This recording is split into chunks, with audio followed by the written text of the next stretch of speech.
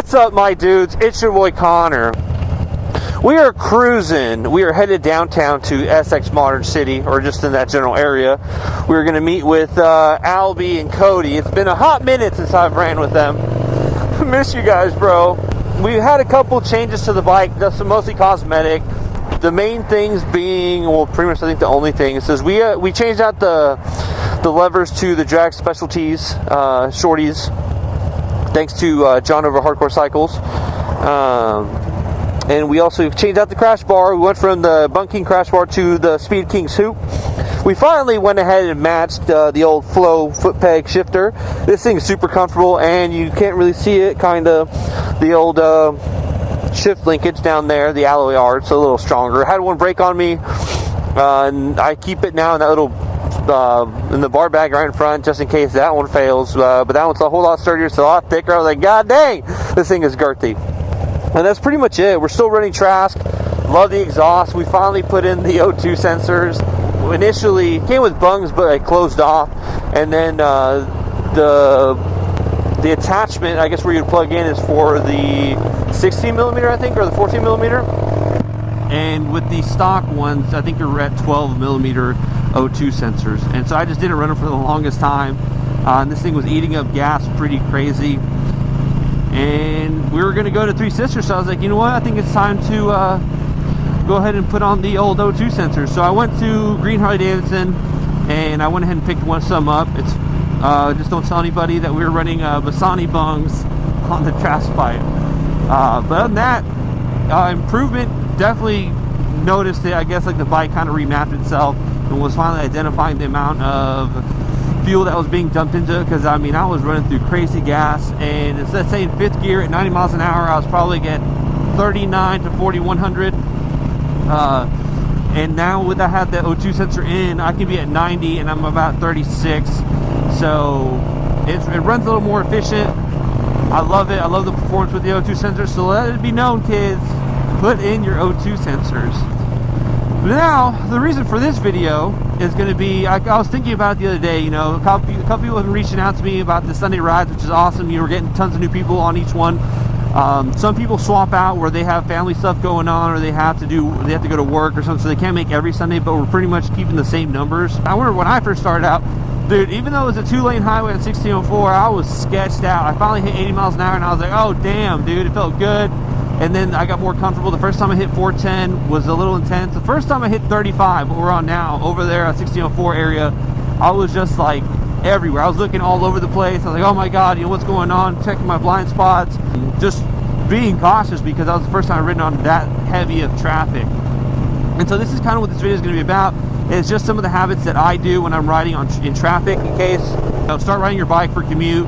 It's just some good things, because a lot of times what I'll do is on heavy traffic, I'll ride behind the driver mirror, so that way, and sometimes I'll put on my high beams. I'm not running them right now because it's evening, the sun's on me. If it was behind me, then I would put the high beams just so that way I don't get silhouetted as much. But just that way they know I'm here.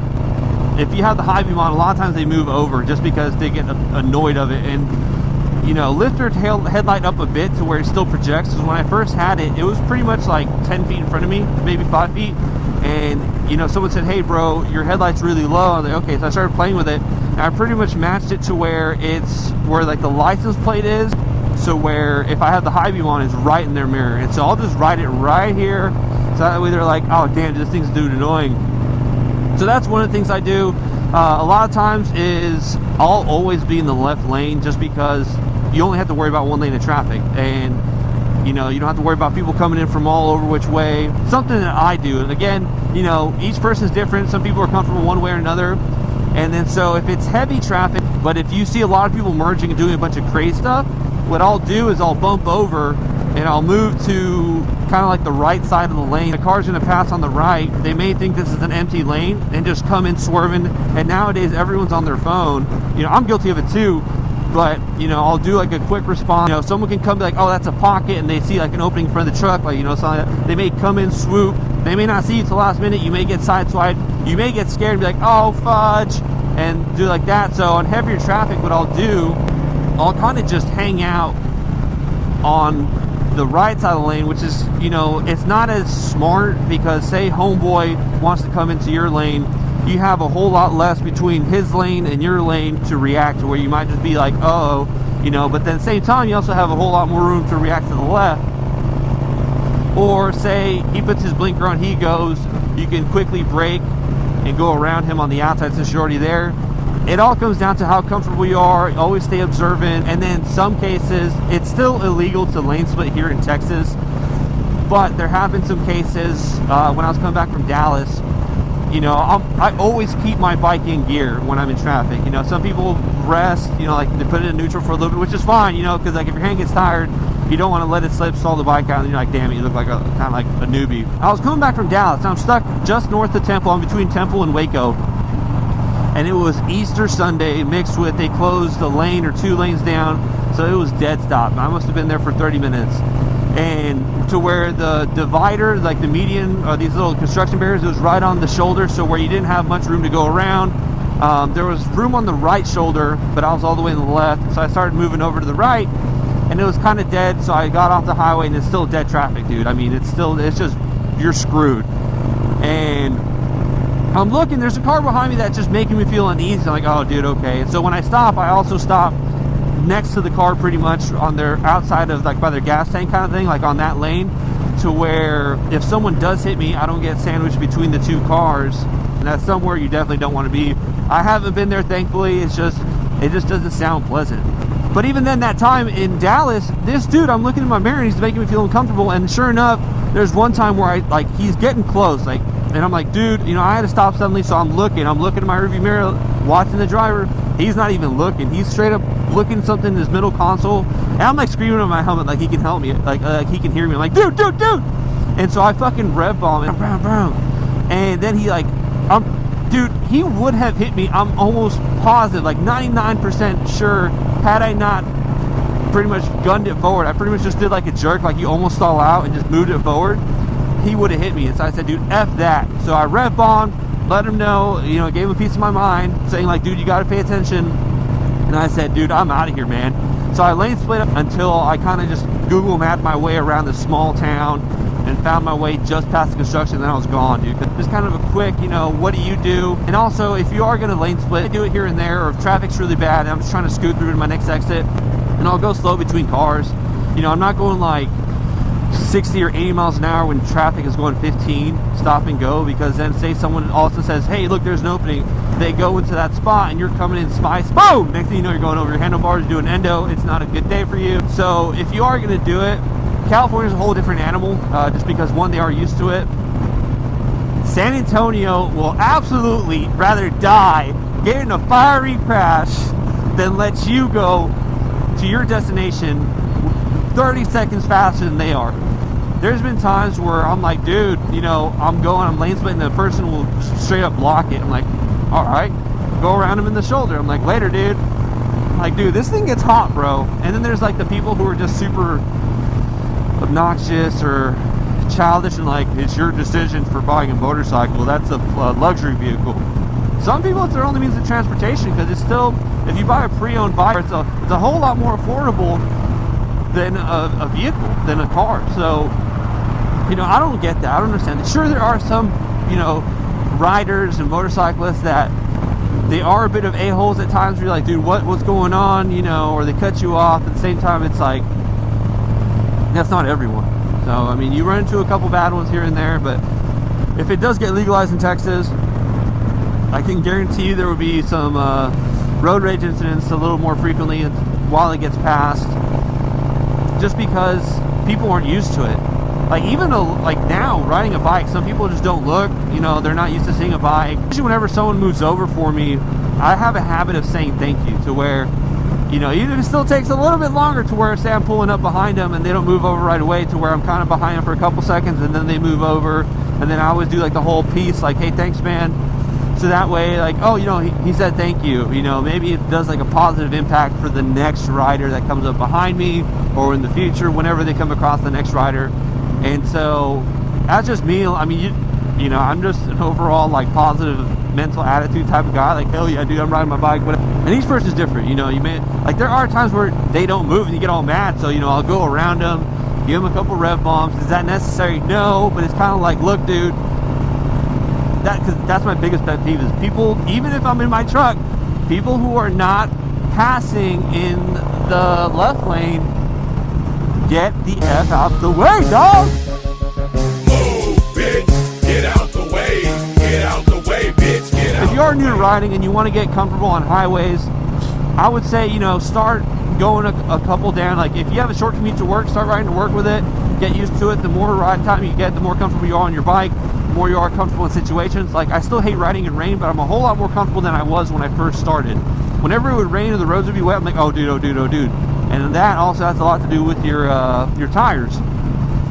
I had the 401s. I still have a 401 in the front, and I like them, but they are a harder compound than, let's say, the K591, which I'm running in the back. The only thing that I was kind of concerned with the K591, because I probably would have gone with both of them in the front and the back, was that it was a softer compound. I was curious to see the life of it, because I do 140 miles a day for work commute, so that's about 500 miles a week on top of what I ride on the weekends. So we're looking at best case scenario, 1,000 mile a week, you know, maybe 800 mile a week. Worst case with the 400, 500 I do for work. And it's, dude, that's, you know, I don't got that kind of cash flow yet to just be balling out tires. But that being said, I really like the K591. You can definitely feel the stickiness on the turns, to where there was one turn, I think it was at Lime Creek, where I took it faster than I normally would, and even then I was like, I had an like, oh crap moment, so I had to dip in, and I in my mind I was like, it's gonna slip, but you know, you gotta hold it. You're like, whatever, dude, baby Jesus, please stay with me. And it stuck, and it felt good. I didn't feel any slip. There was a time or two, but again, the tread was a little more worn on the 401 on the rear, to where I kind of felt it slip a bit. Nothing too startling, but then I was like, okay, you know, let's look at the tires. The Shinko is a great tire, but again, it's a super soft compound, to where if you ride a lot, you're gonna go through tires a whole lot more. And being spoked, I still have to go through tubes. Now we are currently sitting at 30,000 miles for the year. We got 20,000 miles to go to try and hit our 50,000 mile mark. With that being said, the more you ride, obviously your maintenance has to be kept up a little more. I try to do as much as I can on my own. Every once in a while, pretty much every 10,000 miles, occasional 15,000, I'll take it to the dealership. I took it to Green, have them look over it. Can I check everything? Yes, but you know, am I comfortable or well-versed, well-rounded enough to know if it's 100% on point? No, I'll say it, because you know, I'm learning, dude. I love it. And Carlos usually always works on my bike. I love that dude.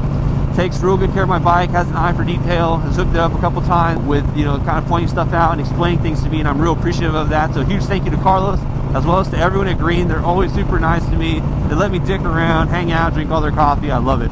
So that's what we did. And then sure enough, he had said, hey dude, you know, with as much as you ride, my fork neck bearings, or whatever they call them, produces fork bearings, that they're knots, so they're starting to wear, they're starting to go out. I'm gonna need to replace them pretty soon, because he said that whenever you lift the bike, it shouldn't just self-ride itself, it should stay canted, which I could kind of tell, to where I would be turning, you know, I'd even be in the parking lot moving my bike around, the forks would move way too easy. You could totally feel, or then times when I would let go of the handlebars, they would start shaking. I was like, oh, okay, we got to change that out pretty soon. I have some video ideas in the works. I got to reach out to the other fellow moto vlogger, Biking Bird, because I want to do something with him. I think it'll be a good video. It's a little short thing for Instagram. Be sure and comment on his video and be like, hey, Connor talked about you in his latest video. Do a collab with him, and that way we can reach out and work together. And it's been a minute since I've been at the good old 210 Countdown City, my dudes. Woohoo! Hot damn, fader signal right there. Now hopefully Cody and Albie are still at Essex City. Hello. No, but shut up. Go Spurs, go. Let's do it. Woo! Good old San Antonio, dog. Hofgen. Cacti. Hofgen. Dome lots. Oh, I know where we're at. Ooh, that's dope. Oh, God. It's the good thing about having a monster truck for a bike is you don't really bottom out in those bumps. I remember when I had the Burley Slimer shocks, I literally slammed my bike on everything.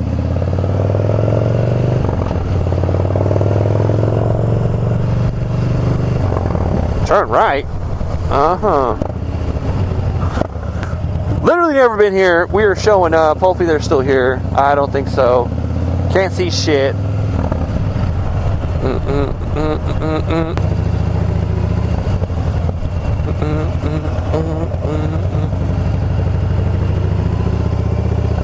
Is that someone calling me? Nope. We gotta find them.